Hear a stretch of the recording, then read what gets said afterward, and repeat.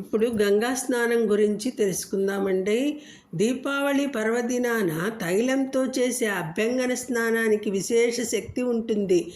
ఆనాడు నువ్వుల నూనెలో లక్ష్మీదేవి ఉంటుంది. నదులు, బావులు, చెరువుల నీటిలో గంగాదేవి కొలువై ఉంటుంది. కనుక ఆ రోజున తలస్నానం చేయడం వల్ల దరిద్రం తొలగిపోతుంది, గంగా స్నాన ఫలం వస్తుంది.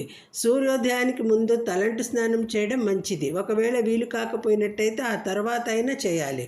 ఈ మాసంలో లభించే మినప ఆకుల కూర తినడం శాస్త్రరీత్యా మంచిది. నరక చతుర్దశి నాడు ఈ కూర తిన్నట్లయితే సమస్త పాపాలు హరిస్తాయని ఋషి పుంగవులు చెబుతారు.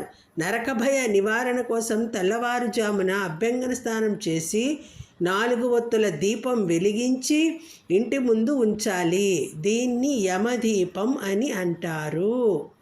ఇదండి గంగా స్నానం ఫలితము. యమదీపం గురించి తెలుసుకున్నామండి. ఇదండి వీడియో నచ్చినట్టయితే లైక్ చేయండి, షేర్ చేయండి, సబ్స్క్రైబ్ చేయండి. అందరికీ ధన్యవాదములు. సర్వం శ్రీకృష్ణార్పణమస్తు. లోకా సమస్త సుఖినో భవంతు.